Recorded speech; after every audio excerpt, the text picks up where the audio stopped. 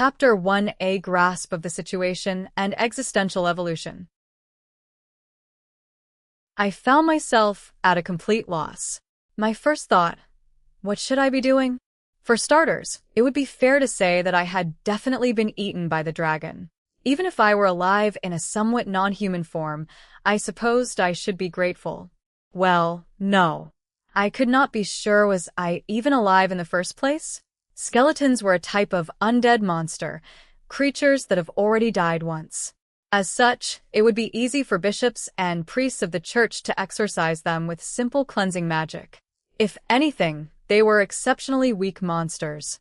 The explanation behind skeletons being cleansed was simple. Being a sack of walking bones, they were creatures brought forth against the divine logic of the gods. Other explanations included the more simple: they are dead, and as such cannot exist on this world. Succinct, but true. This continued defiance of the divine rules of life and death was apparently the prime reason for their weakness to said magic. Personally, I had no idea if any of this held water, owing to the fact that I wasn't a bishop or a priest in the first place. However, the general argument for it seemed sound, and for myself at this point in time, it was a critically important piece of information. Plainly put, if I were to expand upon that logic, I was definitely very, very dead. More accurately, I was existing in the world as a dead pile of bones. This was a very, very bad thing indeed.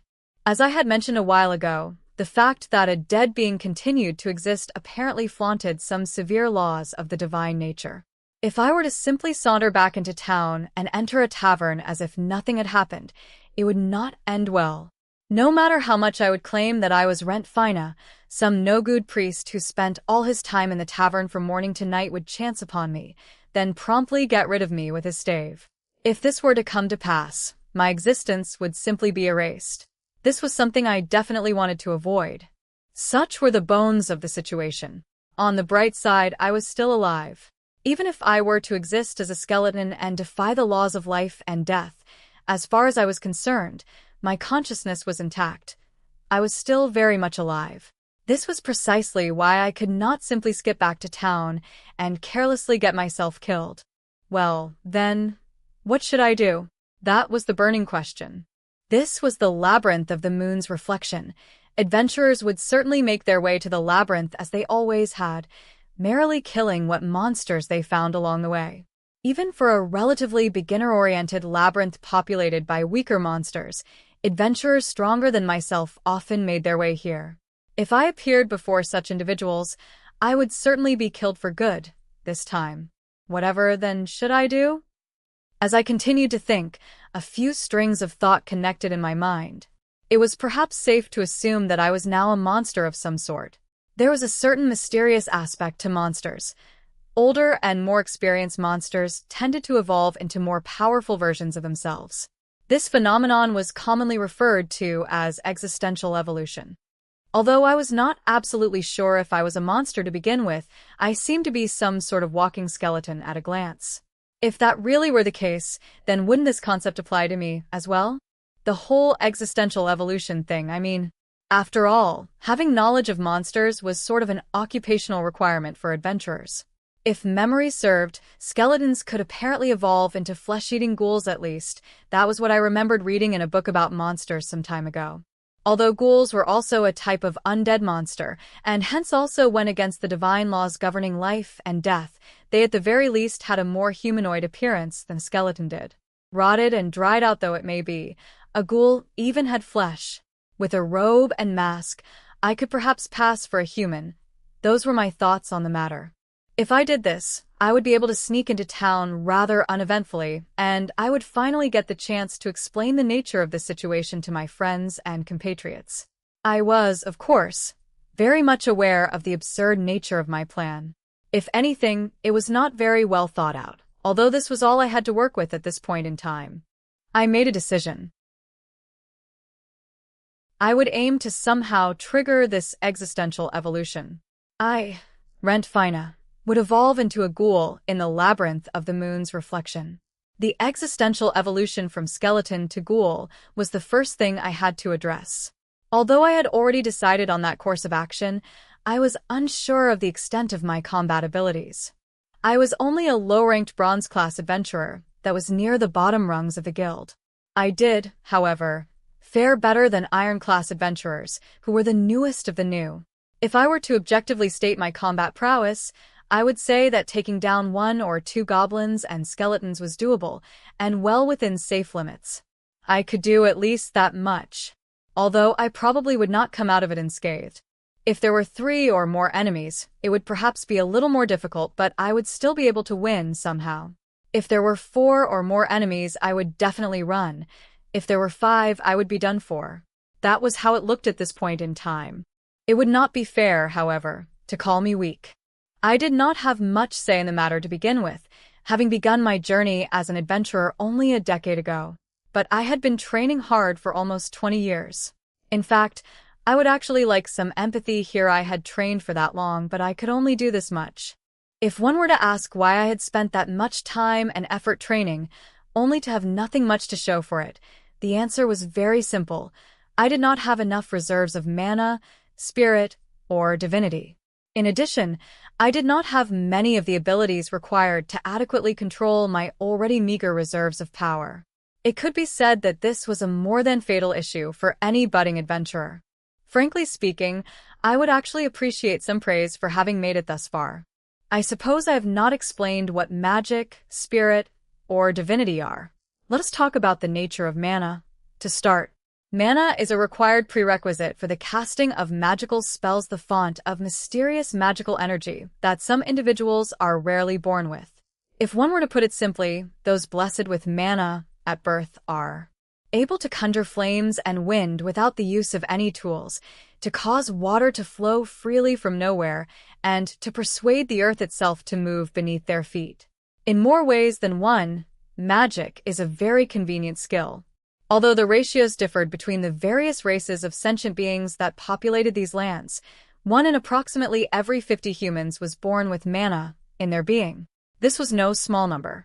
However, those with enough mana and aptitude to actually become successful mages numbered at 1 for every 1,000. Such was the rarity of this blessing. As long as the user possessed a certain amount of mana, however, simple spells like the venerable Fotia Borovas Fireball or the Giai Viro's Earthen Arrow could be cast without too much trouble. Though, to proceed beyond rudimentary attack spells, one would require the aforementioned combination of mana and aptitude, which was available only 2 in 1,000 humans on average.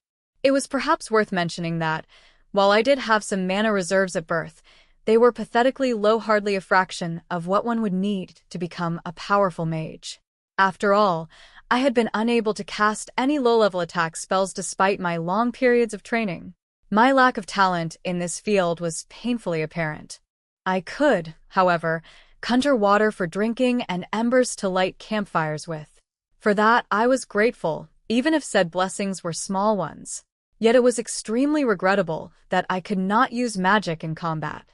An explanation of spirit would perhaps be in order. Often referred to by a plethora of other names, such as chakra or prana, spirit is the life force of all living things. Unlike magic, spirit is the root of all life, and as such was available to any and all living persons. If one were to use it well, one could strengthen their own body, augment their attacks, and even obtain stamina way above that of an average human. However, as most individuals subconsciously use spirit as a means of staying alive, few come to realize its true potential. On the other hand, even if one were to become aware of one's own spirit, a significant amount of training was required to use it adequately, in addition to requiring a natural aptitude for channeling one's life force. In my case, I did not have enough command over my spirit reserves to actually utilize it effectively, even though I had become aware of its existence. But even so, I did come up with the ability to amplify the force of a single attack by 1.5 times once in a single day. Personally, I considered that ability my trump card. Although the augmented attack did carry a significant amount of force, it would certainly be seen as child's play to an actual practitioner of the spirit arts. Last but not least would be an explanation of divinity. I suppose you could say it is even rarer than the blessing of mana, as most people have no affinity for it whatsoever. It is said that divinity is bestowed unto humans by divine beings, such as gods or fairies. Having any pool of divinity in oneself is considered a rare thing indeed, and most people blessed with it find themselves working for the church. Depending on how one uses it, divinity is known for enabling the use of healing and cleansing spells which, on a rudimentary level, could be used to heal illnesses or purify the undead. Wielders of greater fonts of divinity are even able to purify vast tracts of corrupted land. In addition, due to its nature as an ability bestowed by divine beings, the lucky few with divinity in them find themselves able to communicate with fairies and gods. In some cases, they even rise to prominent social positions. In this case, if we were just talking about a run-of-the-mill individual, they probably would not have a single trace of divinity in them at all. But I, for one reason or another, did have a sliver of divinity in me.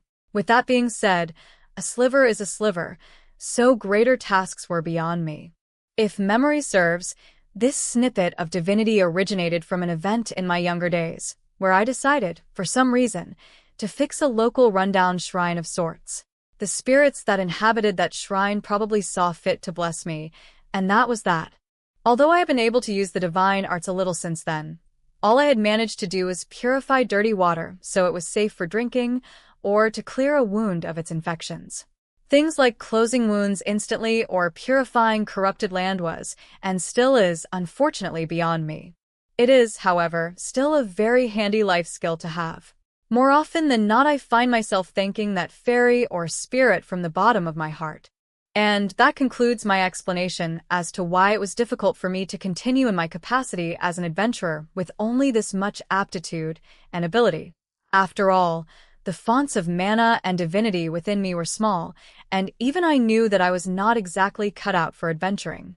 It was perhaps worth noting that individuals with the ability to command and utilize all three abilities were very rare. In fact, I do not recall encountering another quite like myself. Unfortunately, with the important factor not being quantity, but the degree of aptitude and power one has, one could also say that I was extremely unlucky. Most individuals who aspire to be adventurers usually have a strong innate disposition two of the three abilities about, say, half of them were that way. Someone like me, who is neither here nor there, was very much a rare oddity. In fact, people like me would have probably just chosen a normal, non-combative job and would live their entire lives out that way in relative peace. I, too, should have done that. At least, that is what I would say in hindsight. One thing prevented me from doing as I should have, however, the fact that I had a great dream. From a young age, I had chased it and have continued to do so to become a mithril-class adventurer. There was no way I could give up after all this time. But as a result of my great dream, I appeared to have ended up as a skeleton of sorts. While nothing much could be said about that right now, I still did not feel like I should give up. Regardless of my current appearance, I was apparently not completely dead.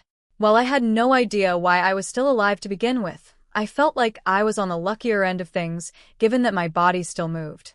It is said that humans will find a way as long as they have life. They are able to achieve great feats precisely because they live. It was with that thought in my mind that I continued to live on. Come to think of it, being a skeleton wasn't entirely a bad thing.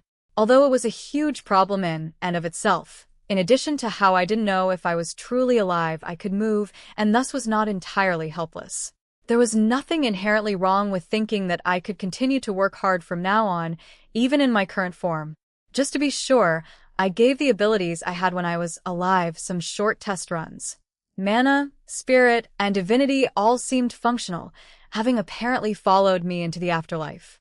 I felt like I had more than enough to go on with these advantages. At the very least, I could say that I had quite the leg up from a typical skeleton monster of this level, who definitely would not have any of said abilities. I could probably fight with this, it was more than enough. It was also worth noting that while my aspirations to evolve into a ghoul sounded alarming, I had no intentions of eating human flesh. I was doing so just to obtain a more human form. Either way, I did not recall ghouls requiring human flesh for sustenance. If I were compelled to do so by instinct or some other reasons, I would cross that bridge when I came to it.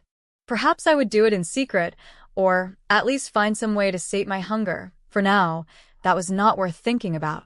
More importantly, it was vital to verify the extent of my strength in combat and to continue my task of evolving into a ghoul. To achieve that, I had to defeat the denizens more accurately, monsters of the labyrinth I was currently in. Justifying my actions in doing so was simple. Existential evolution was only triggered by monsters gaining more experience and strength with time at least. That was how the typical explanation on the matter went. The best textbook example of this would, ironically, be a dragon. Dragons, born as juveniles and eventually maturing over the years into an ancient dragon, were a good illustration. However, dragons were monsters with a high amount of latent ability and power in the first place. Compared to dragons, skeletons simply remained skeletons, regardless of how much time had passed. Undead monsters were very much dead after all. Even if they were to spend thousands of years standing in place, they would simply just exist.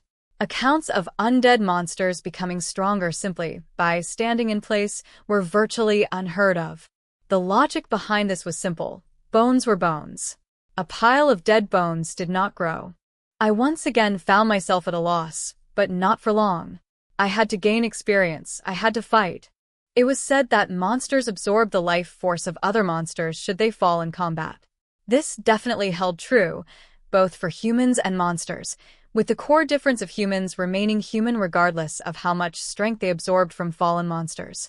While there were many strong, seasoned fighters and adventurers, they were still human on the inside. Monsters, however, differed from humans in this aspect after obtaining a certain amount of experience and absorbed strength. The typical monster evolves into a stronger form via the phenomenon of existential evolution. Based on that, it would seem like my path had already been laid out for me. Of course, the problem of whether or not I was really a monster to begin with still remained. Even so, I would be able to find out easily via trial by combat. I viewed it as a prerequisite that had to be carried out before evolution. As such, my first task was to locate and defeat a nearby monster.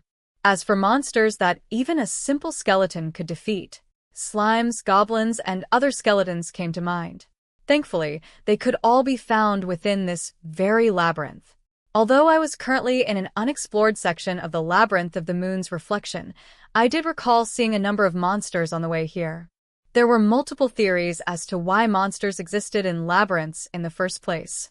All those theories, however, seem to agree on the fact that monsters reappeared after a set amount of time once slain. The phenomenon, colloquially referred to as repopping, would see monsters resurrect themselves at any time, within 30 minutes, to days or sometimes years. Weak monsters in labyrinths, in particular, were observed to reappear within approximately 1 hour. While I could not precisely determine how much time had passed since I had been eaten by the dragon, I was sure the time required for said monsters to reappear had long passed. My death, after all, did not feel like a mere 5 to 10 minute affair. Though it seemed silly thinking that my biological clock would make any sense, given that I was currently a dry pile of bones, all I had to do was wait around should my estimate of time be off. With that in mind, I set off back toward the way I came in, having deemed this the fastest way to encounter another monster. Lifting my bony feet, I began to walk, returning to the worn path with a series of heavy steps. Upon actually trying to move, however, I discovered that my body was painfully heavy, I supposed as such that I could not fight like I was able to in life. However, the fact that I could move somehow filled my heart with relief. Although I was currently the weakest in the overall monster hierarchy, I was still considerably faster and stronger than an average human.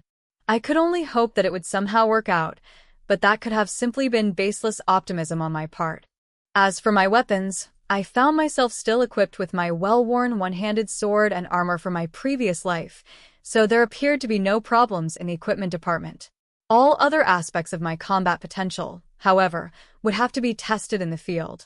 It did not take long for me to cross paths with another monster, taking about, say, 5 minutes after I had set off on my quest. My opponent, for better or worse, was just like me, albeit without any kind of weapons or armor, another skeleton. And so it came to be that I stood facing my adversary in the dark passageways of Moon's Reflection. My opponent was a skeleton just like me, a pale pile of bones, held together by the bare minimum of life force required for it to move about. It was unable to use magic, did not possess a shred of spirit, and was hardly able to channel divinity of any sort. It was, in all senses of the word, a normal skeleton. As I readied my sword, the opposing skeleton stared in my direction, as if affirming my presence. Clack, clack, clack. Its bones clashed together, releasing a dreadful sound. If I didn't know any better, I would think it was laughing at me. Skeletons. I had fought them many, many times in my career as an adventurer. But now, I found myself freshly revolted by their existence, perhaps due to my newfound perspective. Once a living thing had become a pile of bones, it would definitely never stand again. However, the skeleton before me could move in spite of that, as a continued defiance of the divine laws of life and death. The more I looked at it, the more I felt that its existence in and of itself was a mockery of nature. It occurred to me that I was probably viewed the same way by other human beings. No matter how I spun it, it seemed impossible for me to return to Malt as I currently was. Once again reminded of that fact, I could not help but sigh. Although I did not have any organs for breathing, let alone lungs. Having become nothing but bones, I suppose this much was obvious. I felt a fresh wave of shock wash over me at this revelation. The fact that I was now something completely inhuman was driven deep into my mind. There was not much I could do about it, though. That was just how things were now. Although I felt like I had already digested the facts of my newfound state as a skeleton, it would seem like many other things about this development still bothered me. If anything, I felt more hesitant than ever. Despite that, I had no choice but to press on. I had to defeat this other skeleton before me and evolve into a ghoul at all costs. With that in mind, I put my backbone into the task, making a running start toward the opposing skeleton. At least, that was what I had wanted to do. The speed at which I was advancing toward the other skeleton was, for lack of a better word, painfully slow. I suppose one could define it as a sort of run, a jog, maybe. However, the speed at which I was moving left much to be desired. It did not seem like a pace suited for combat. At the very least, I was faster than an average member of Malt's townsfolk. But I was still decidedly slower than the common adventurer, even the lowest-ranked iron adventurers. It would seem that my physical abilities had also been adversely affected by my untimely death. It was obvious, perhaps, if one thought about it. A skeleton was nothing more than a walking pile of bones. As all living things needed muscles of some sort to move, it was a miracle that skeletons could move at all, and a given that they did not move particularly well. As if to prove my point, the opposing skeleton's speed was also achingly slow. Thinking back on it, all the skeletons I had met up to this point moved in a similar fashion. If anything, it could be said that their sluggishness made them the perfect prey for bronze-class adventurers such as myself. It was possibly thanks to them that I had continued existing as an adventurer for this long. But even if skeletons were easy prey for bronze-class adventurers, I was currently a skeleton as well. It was surely not going to be an easy fight. This much I realized the moment I raised my sword. Although it was obvious that my swordplay would be a lot slower than it was in life, it was not as if I had suddenly forgotten how to swing my weapon. At the very least, I firmly recalled the basics. It was with that knowledge that I came to a simple conclusion. The only quick attack I had in my repertoire at this point in time was a simple downward swing. Just to be sure, I decided to test my theory. The results, however, were extremely disheartening. For one thing, it was difficult to lift my sword. This was most likely due to the changes in my musculature, or lack thereof. Even so, I was greeted with more difficulties as I tried my best to lift my weapon. The combined weight of the sword, along with the force required to reverse the direction it had been traveling in, was considerably straining. If my observations rang true, this was all due to a lack of muscles. In other words, all the techniques and movements that I had learned up until now could not be employed in this situation. Once again, it occurred to me that this was an obvious fact. After all, the techniques I had learned were used and taught by humans. There wouldn't have been a single technique or attack that was designed for the physique of a skeleton in mind. Even so, I strived to work out a solution. If I simply stopped here and now, I would surely be defeated by the other skeleton and die, again. Perhaps, then, it was quite the stroke of luck that my first opponent was a sluggish and simple skeleton. As I was busy testing out potential sword attacks, the opponent had picked up speed and was rushing in my direction until it promptly slipped. As a result of its unfortunate fall, my opponent's right leg bone had apparently dislodged itself. The skeleton was now sitting on the ground in a somewhat awkward position, desperately attempting to retrieve and reattach its detached leg. I could not help but laugh at the dark comedy of this scenario. At least, I wanted to laugh, but skeletons in general were incapable of producing such a sound. The only sounds a skeleton could make were rattling sounds, and that was about it. Without much of a choice, I decided to emulate the sound that the opposing skeleton had made when it first set eyes on me. A miserable series of clacks was the result of my attempt at laughter. As if enraged by my bony laughter, the enemy's skeleton jammed its detached bone back into its socket, then stood up and rushing toward me once more. It seemed like it was serious about attacking me this time. I could not see this as a good thing. It most definitely wasn't. Although skeletons were weak monsters, it had enough speed and power to kill a grown man minus the typical adventurer, of course. With that being said, even the weakest iron-class adventurer would take severe damage from such a blow. While I was lost in thought, the skeleton's charge hit me straight on, and we had now both fallen onto the ground. I nervously looked for a way to counterattack, convinced that if I simply sat and did nothing, the other skeleton would surely kill me. But apparently that was not necessary. The reason for that was simple. The other skeleton simply did not attempt to attack. This was perhaps due to a combination of factors, including the fact that the momentum it was moving at and the specific angle I was holding my sword had caused my weapon to become firmly embedded in its skull. A truly serendipitous occurrence. However, that much wasn't quite enough. The enemy was an undead monster, after all. If anything, the enemy skeleton seemed more irritated at the fact that its field of vision was now blocked by a sword sticking out of one of its eye sockets. This fact, as opposed to being bothered by the fact that the sword in question was a sharp, metallic instrument in its skull. It was also far from being dead. Judging by everything I had seen thus far, it was fair to assume that skeletons did not possess much in the way of intellect or logic, even though they had a somewhat humanoid form. The skeleton that had attacked me was a good example, as it was thoroughly confused by the current developments and apparently could not decide what to do. Capitalizing on this chance, I quickly grabbed the handle of my blade, placing what force I could onto the weapon. I had thought to simply push the blade through, given that it had been so conveniently impaled into the enemy's skull. I was, however, reminded of the unfortunate fact that I was an almost powerless skeleton. After all, bone was a material used to make armor, and it was considerably hard. The enemy's skull probably wouldn't shatter with what little strength I had. Even if I tried to put my body into the attack, it would not work, as I did not have much of a body to begin with. I found myself at a complete loss. I had to somehow channel more power into the blade's hilt, no matter the cost. If this went on, I would probably be stuck mud wrestling this skeleton forever. It was greatly undesirable for my first battle to drag on for hundreds of years. Drawing my mind back from its hopeless daydream, it occurred to me that I should at least attempt to use one of the abilities I had acquired in life. For all intents and purposes, I was not a normal skeleton, and I should be exploiting that fact to the fullest. I had become too caught up in the matter that I was currently a skeleton and had forgotten that I had defeated many skeletons in my previous life. In fact, I used to be able to defeat skeletons with nothing but brute force. I even had mana, spirit, and divinity at my disposal. Although normal skeletons were not aware of it, their movements were powered by magic as well. As a result, skeletons possessed a higher measure of speed and power than the average person, hence its classification as a monster.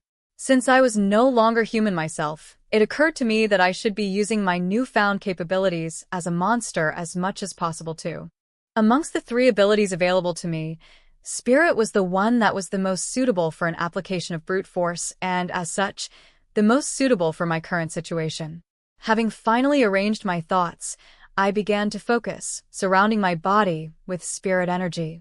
Amidst considerations that I had last used this ability when I was more than just a pile of bones, I had no idea if it would actually work. but I had to test it out somehow. If it didn't work, then I would have to rely on simple force. If it did, on the other hand, I was known in life for pushing forward even if things seemed grim. It didn't make sense to simply give up now. As I continued to focus, it would seem like my gamble was paying off with all of my strength. I thrust the sword's hilt, slowly pushing the weapon through the skeleton's eye socket and eventually breaking through its skull. But the force of the attack did not seem to stop there. A series of unpleasant crackling sounds spread through the enemy skeleton's body, and all at once, all the bones in its body broke into 1,000 small pieces. Like a puppet with its strings cut, what used to be the enemy skeleton collapsed into a shower of bony fragments, scattering across the ground of the labyrinth. Up until a few moments ago, those bones had been connected and had formed the body of a skeleton. But with its head crushed and form compromised, the skeleton seemed to have lost its undead traits, returning once more into a lifeless pile of bones. I won. Somehow. Although it was a clumsy and thoroughly shameful display of a first battle, all that mattered was my victory. While I was not as agile or strong as I was in life, I had managed to use the abilities available to me for a strained victory. Perhaps I didn't do as badly as I thought. With that notion in my head, I leaned back, my mind somehow filled with an ambivalent sense of relief. Well, then, while it was all fine and good that I defeated a fellow skeleton, would this be a definitive step toward my evolution? Searching amidst the shattered bones of my opponent, I picked up what appeared to be a magic crystal. I held it up to myself, as if expecting some sort of change to occur. Unfortunately, however, nothing of the sort happened. At least I assumed as much. Suddenly, as if to prove me wrong, a stream of light slowly rose from the skeleton's shattered remains, gradually heading toward my body. Is it still alive? Alarmed, I quickly took a combative stance, but the stream of light did not seem hostile in any way. It did, however, ignore my most valiant attempts to dodge it, eventually making its way into my body.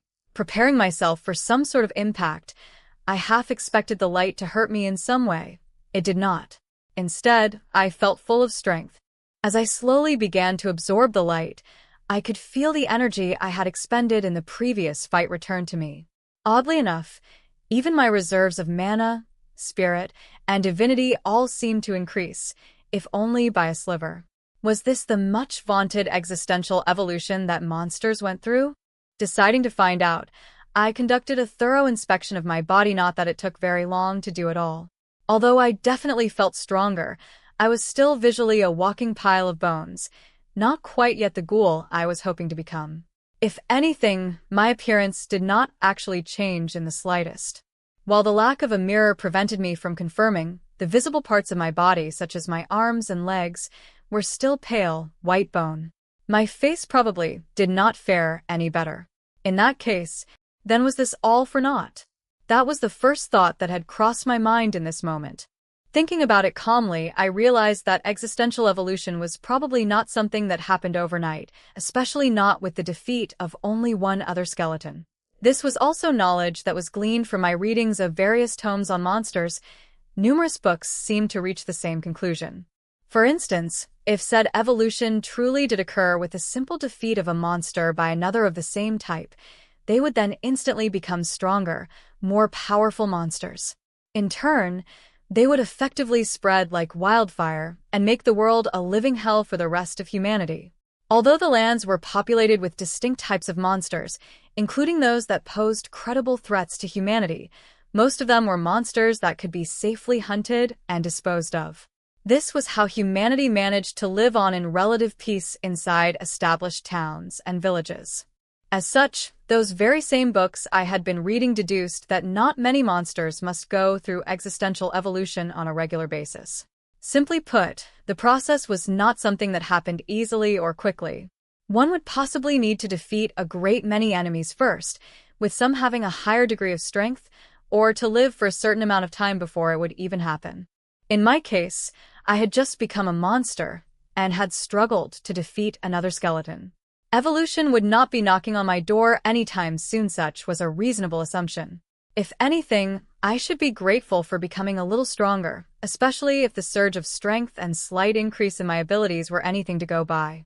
While I had trained for days, weeks, and months without much results in life, the instant gratification of my previous battle was much more preferable. With the defeat of a single enemy, I grew a little stronger. Relatively speaking, I would find battles easier the more of them I fought, a reasonable deduction, I thought. Of course, there was no guarantee that my battles would result in victory each and every time.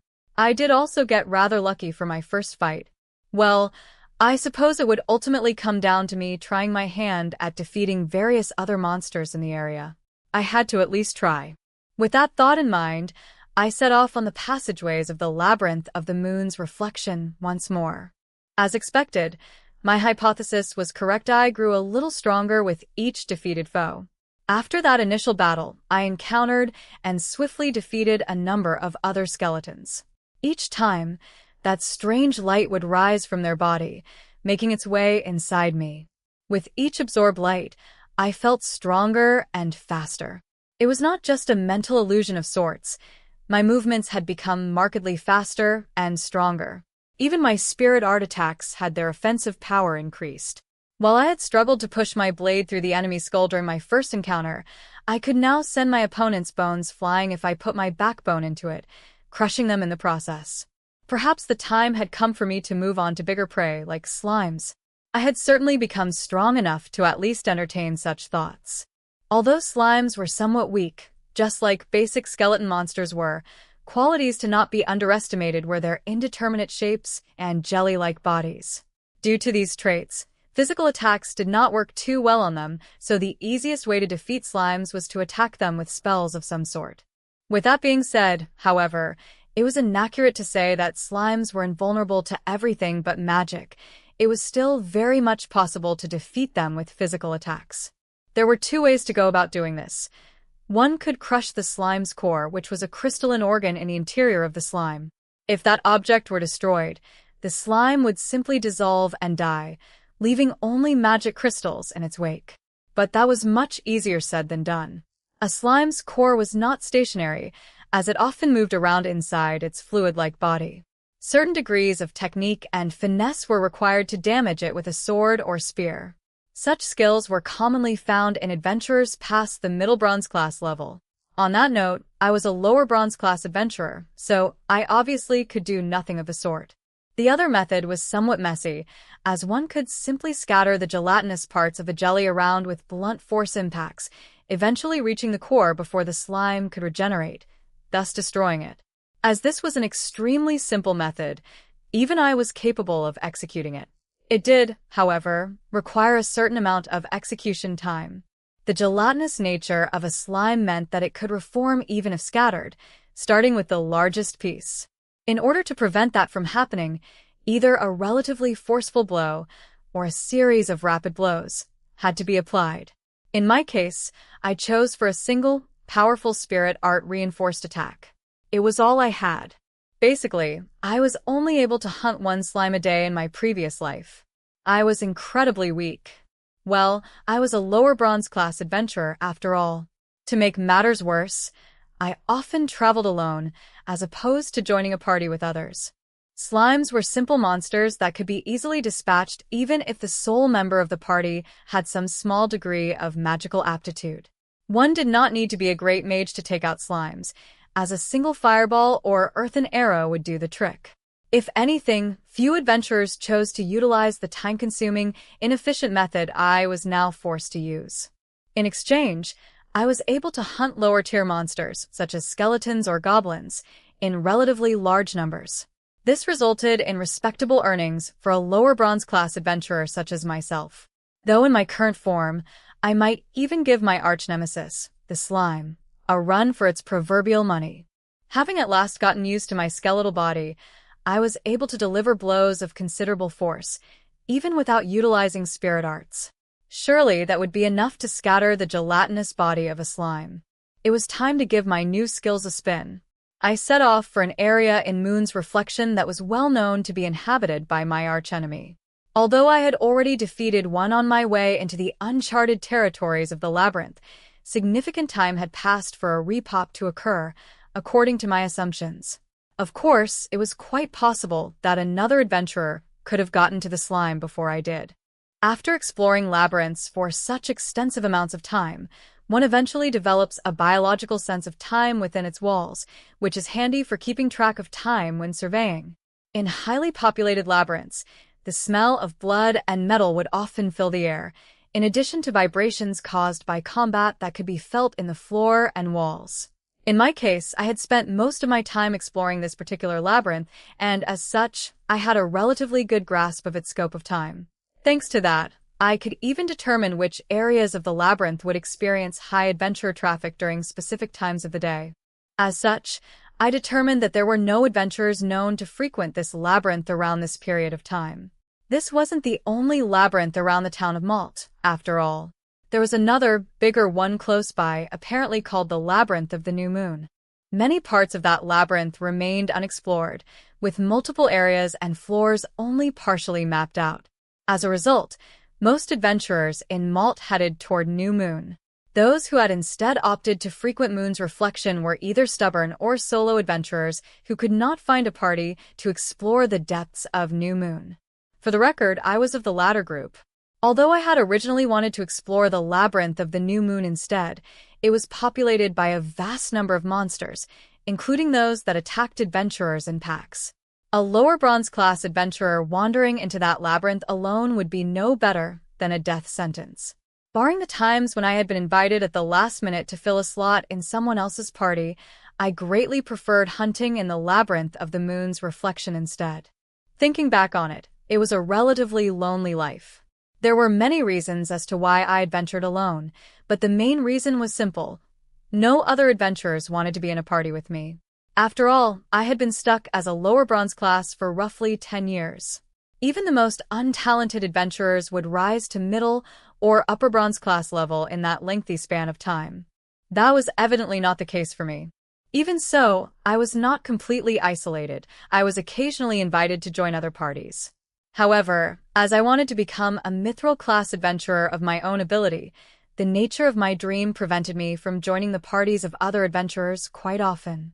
In addition, my long stagnation in the adventurer ranks had apparently earned me the name of the 1000-year bronze class, and as a result, even the occasional party invitations had eventually dried up. It was a sad tale, so let us leave that be for now. More importantly, I still had to hunt myself a slime. Shelving those thoughts, I continued moving forward, and was soon greeted by the sight of a slowly moving, almost transparent monster of jelly. It was unmistakably a slime. Drawing my sword, I slowly crept up upon my arch-nemesis, the very same kind of slime that I had hunted these past 10 years. It did not take long for me to notice that this slime was slightly different from its peers. Its body was clear and transparent. It was obvious that it had reappeared not too long ago. A clean slime like this was considerably rare. It's perhaps worth mentioning that slime's hues often became clouded after living for a while, mainly due to eating other monsters or the occasional unfortunate small animal. Trapped in the slime's gelatinous body, its prey would slowly start to dissolve, resulting in quite the unpleasant sight. Slimes also sucked up corpses and other dead bodies quite frequently, and it was not uncommon to see bones and half-digested remains of monsters suspended in a slime's body. New adventurers not yet used to the sight of viscera often found themselves throwing up. While the sight of dead mice and the like were somewhat tolerable, slime sometimes absorbed the remains of humanoid monsters such as goblins, or in some cases, even the half-digested corpses of adventurers who had died exploring the labyrinth. Most adventurers would lose their appetite for exploration after such a sight, if not their stomach altogether. Of course, those who continued being so easily disgusted did not remain adventurers for long. Though even those that did press on down the adventurer's path still continued to find half-digested dead bodies disgusting. In my case, I felt very little, having continued on as an adventurer for some 10-odd years. Common wisdom stated that adventurers needed to steal their guts during their first year. Drawing my mind back from yet another train of thought, I once again became aware of the relative clarity of the slime before me. Although I was currently a skeleton and could be more frightening to the common man in certain situations, more so than a slime in the middle of digesting its meal, at least, my emotions were still very much human. I did not want anyone to think I derived any sort of pleasure from destroying a corpse-filled slime. But this particular slime was clean, and very much so. The fluid of a freshly spawned slime like this was worth a tidy sum. If one were to somehow collect its fluids with a vessel of sorts, it could be sold to the Adventurers Guild or to an alchemist as an important, rare ingredient. Even the fluids of an impure slime could be boiled and mixed with various medicinal ingredients to create basic healing potions, so it was not a bad ingredient by any means. The fluids of a pure and clean slime, however, had many more uses and as such could be sold for much larger sums. Although I was a skeleton now, the tool belt I had in life was still attached to my waist. In said tool belt was a container I had specifically prepared for this situation, and I quickly decided that this was the course of action I would take after defeating the slime. Slowly, and with considerably suspicious movements, I began to approach the slime. As I did so, the slime, as if noticing me, shivered intensely, shooting out what appeared to be a glob of water in my general direction. Anticipating its attack, I dodged cleanly to the side. The glob of water I dodged promptly hit the ground, instantly beginning to dissolve the earth. It did not take long for a small trail of smoke to rise from the unfortunate patch of dirt. This was one of the slime's signature attacks, acid blitz. As its name may suggest, the slime produces an acidic substance within its body and shoots it out as a form of ranged projectile attack. Whatever was unfortunate enough to be hit by said attack would then dissolve. It was a simple, acid-based attack, and depending on where the victim was hit, it would not deal too much damage. However, if it caught one in, say, the eyes, the unfortunate victim would not escape unscathed. At the very least, one should endeavor to protect one's face in such an encounter. Although I would not lose my vision from a simple acid attack to the face in my current form, the bone structure of my skull would most likely dissolve, in which case I would simply die. So losing one's eyesight was hardly the problem here. It occurred to me that I had to avoid every single one of the slime's attacks, just to be safe. It's worth noting that while the slime's attack was considerably dangerous, the slime itself was markedly slow. A normal slime, like this one, was not known for moving fast. In addition, its movements were easily predictable. All I had to do was be sufficiently careful. As long as one was alert for the ever-present threat of the fast-moving acid blitz projectile, slimes were not fearsome monsters by any means. If anything, the main problem adventurers faced when attempting to defeat a slime was that of their own skill sets and abilities. Due to my current state as a skeleton and the absorbed energies of the other skeletons I had defeated, I was stronger than I had ever been. At the very least, I was now capable of movements close to my original speed in life. I would probably not lose to a slime of all things. As I gradually continued to advance, the slime motioned to shoot yet another round of acid in my general direction. This time, however, I was prepared, holding up my sword and boosting my speed with my spirit arts. Sprinting toward the slime, I swung down my sword in a flash, hitting its body and retreating rapidly before it could finish shooting its acid. Although I felt something give as I landed my blow, there was no way I had instantly defeated the slime. With that thought in mind, I quickly recovered, once again readying myself for another blow. But this time, the slime did something unexpected. Instead of following up with an attack, it simply stopped, quivering in place. All of a sudden, it completely stopped moving, before promptly dissolving into a lifeless puddle. This was a commonly observed phenomenon when slimes embraced death with the life force supporting their gelatinous body gone. They returned to a liquid-like state, spreading out limply upon the labyrinth's floor. Simply put, the slime I had hit with my weapon was very much dead. I could not help but be shocked at this sudden turn of events. It was beyond comprehension. After all, I had never been able to defeat a slime in just one blow when I still drew breath as a lower bronze class adventurer. Even so, the truth before my eyes was undeniable. Due to the nature of my desperate attack, I had not been able to confirm it, but perhaps my weapon had hit the slime's core by a stroke of luck. I would then be able to fully justify what had just happened. If anything, I should be fully prepared to not be so lucky when encountering my second slime. Caution, in this case, was a great virtue. More importantly, there was the matter of the slime's jelly, the alchemical ingredient I wanted to harvest. If A. Slime's fluids were to touch the ground, it would no longer be usable as a clean ingredient, so one would have to be prepared with a container on hand at the opportune time. Of course, if one were to attempt to do this to a living slime, the container would simply bounce off its membrane. Fortunately, this membrane was dissolved upon the slime's death, and it felt very much like stabbing one's arms into a bucket of jelly. Retrieving a container flask from my tool belt, I stuck its nozzle into the body of the dying slime, fully filling it. Although slime shot out strong acidic fluids in life, such as with acid blitz, it was strangely not very acidic at all in death. In fact, adventurers who had a habit of sticking their hands in dead slimes found that their hands often ended up clean and rejuvenated. On that note, I would mention that the bodily fluids of a slime were often used in women's cosmetics. In fact, clean slime fluid was often used for this very purpose, as it apparently had some medicinal properties due to its unique composition. While such a rare ingredient could be easily used to create higher tiers of healing potions, most of it ended up being used for cosmetics. It occurred to me that the feminine pursuit of beauty was a seemingly infinite venture.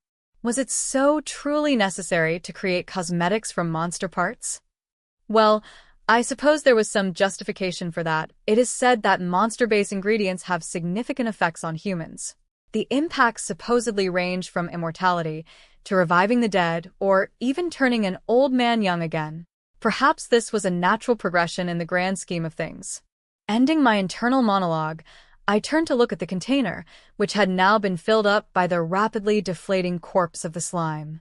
Filling it up to the brim, I slid it out slowly from the slime's dying goop, taking care not to spill any of the precious fluid. Good. This will surely sell for a fair amount of gold. A fair sum. Indeed, perhaps even worth quite a few days of work. As I had mentioned, clear slimes were worth their weight in gold almost literally. To even meet such a slime, one would have to wait about an hour for it to appear once more, in addition to not contaminating the slime in combat with fire or earthen spells.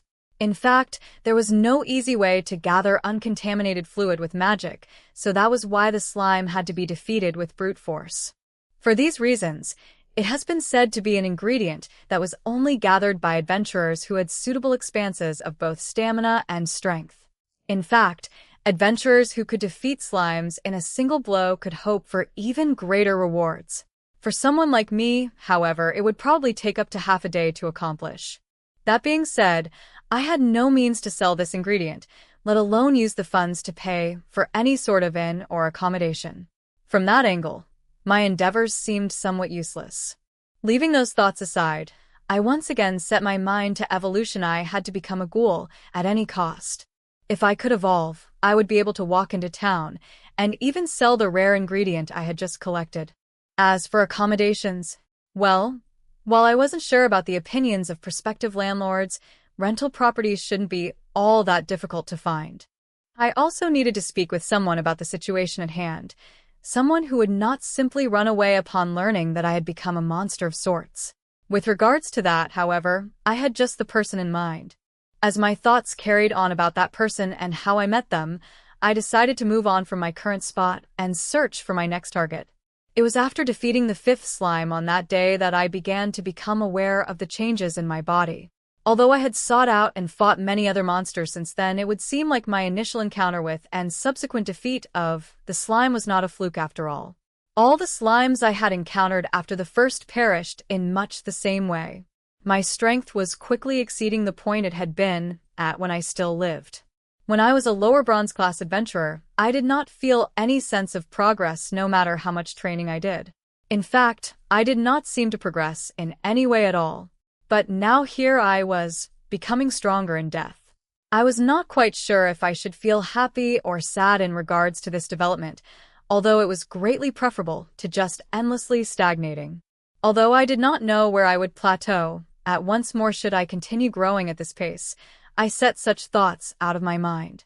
Instead, I decided to do what I could at this point in time. I continued to fight. After fighting and defeating 10 more monsters, I felt a strange feeling well up from deep inside me, an almost foreign feeling that I had not felt up until this point. It was by no means an unpleasant feeling. If anything, it felt more like something was springing up from deep within me. However, being as cautious as I ever was, I tried my best to endure and resist it. Ultimately, my efforts were proven futile. A slow, crackling sound filled my entire body, with the sound progressively getting louder as my body was engulfed in a warm stream of light. What's happening? That was the only thought my mind processed before another inexplicable thing happened before my eyes. Dried up, shriveled flesh began appearing around the white bones of my body. As if to hide the harsh white of my bones, the flesh continued to creep, before surrounding my bones altogether. This was very much it. I could feel it. My wishes had been granted. This was existential evolution. This was what was happening at this point in time. I continued my internal monologue as the phenomenon continued, slowly spreading to the rest of my body. Brown flesh, dry to the point where I began to doubt if moisture even existed in its veins, started growing and wrapping itself around my arms, legs, and everything else it could find. Although I had been a pile of bones up until now, I had finally been blessed with flesh.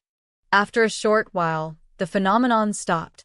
Just to be sure, I decided to inspect my newfound lack of bony surfaces. As expected, flesh was firmly attached to my limbs that had been stark white sticks of bone up until now. However, the flesh in question was a far cry from what I used to look like when I was human. To begin with, it looked like extremely dry, thin sheets of brown stretched over what used to be white bone. In addition, my newfound flesh did not do a very thorough job of hiding my bones at all. Bits and pieces of white showed through the canopy of brown. I felt like a pile of bones that had meat haphazardly stuck onto them. If I were to surface from the labyrinth in this form, wolves, dogs, and the like would surely find me to be a delicious snack. Maybe I would be eaten. While my body was this way, my lack of a mirror, once again, caused me to assume that my face was identical. I was familiar with a monster that looked like this, however. Bits of dried meat clinging to bone, none other than a ghoul. I was now unmistakably a ghoul, the initial target of my evolutionary goals. If memory served, ghouls looked like humans with their skin removed, with some torn flesh still attached to the bone, with bits of the latter showing through their muscles. They also looked very dry.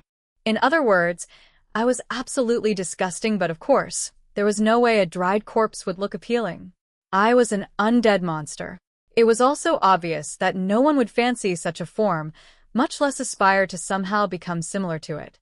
However, to me this was a huge step forward, if only because there was now flesh on my bones.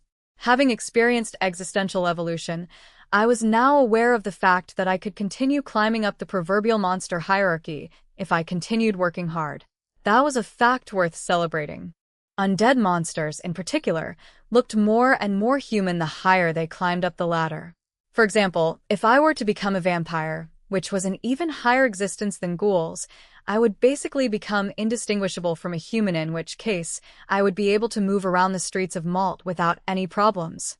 In my current form, the best I could probably manage was sneak into town. I would still be unable to walk about freely.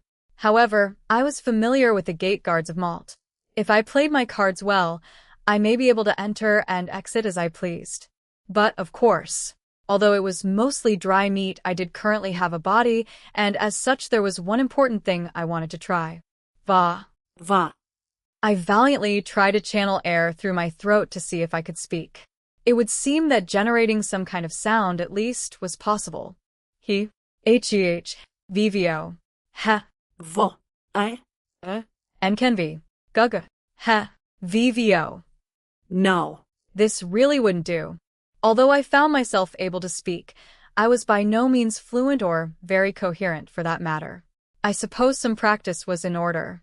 On the other hand, I did greatly prefer this state compared to that of a skeleton who could not speak and could only make clattering sounds. With this, I would be able to reach a mutual understanding with any human being who entered the labyrinth, or so I hoped. Of course, the prerequisite being that the person I was speaking to did not remain actively terrified of me. As I continued to ponder various possibilities, a sharp sound of clashing metal interrupted my thoughts. It sounded like someone was engaged in combat with monsters a considerable amount of distance away, as it was clearly the sound made by a sword impacting a hard surface. Like most of the monsters I had defeated thus far, this floor did not feature anything but weak monsters, much less any that would generate a metallic sound. From this fact alone, one could infer that the irregular sound came from an adventurer. There was no other possibility. This sound, a living human being, was here. My heart skipped a beat at this thought. Thus far, I had only lived for a little more than a day in this labyrinth. Most of that, however, was spent fighting monsters alone throughout the night. It made sense if one thought about it. Up until now, I had always entered labyrinths during the day, returning to Malt in the evenings for food. Before I knew it, however, I had become a skeleton and was unable to see any specks of hope in my future. As such, I had continued slaying monsters inside the labyrinth. Perhaps it was only natural that I would miss the presence of other humans. I wanted to speak with someone, anyone. If an adventurer was present, then so be it. I did, however, quickly recover from my excitement. Due to my appearance, attempting to speak with a human would be a somewhat harsh undertaking. Although I was no longer a walking pile of bones, a ghoul was still a ghoul. If I were to approach an adventurer with this dried-out corpse body of mine, they would clearly be alarmed, promptly readying their swords for combat. A conversation would be the last thing on their mind. Although the result of the encounter might be a little different if I were some sort of sentient, intelligent monster species, I was currently a ghoul. My prospects were dim in that regard. As such, I chose to distance myself from the source of the sound and hide, so as not to come into contact with the adventurer in question. However, curiosity got the best of me. Would I really be able to ignore and move away from a human being when they were so close to me? No. I found myself unable to resist. Such was the degree of my isolation and loneliness. I wanted to see a person, no matter what. And so I made my choice, creeping up to the source of the sound silently. If I were discovered, I would simply escape. I thought peeking from the shadows would likely be acceptable. I would then hide my presence as best as possible, moving forward as quietly as I could. As the sounds grew louder, my heartbeat followed in tandem. A little bit more. I wasn't too far now from another human being. Slowly but surely, I arrived at my destination, with the sounds of combat continuing from behind a corner. Remaining cautious as I crept up the path, I carefully peeked over the corner, staring beyond into the corridors of the labyrinth. There, as I had expected, was another adventurer, sword drawn and engaged in combat with monsters.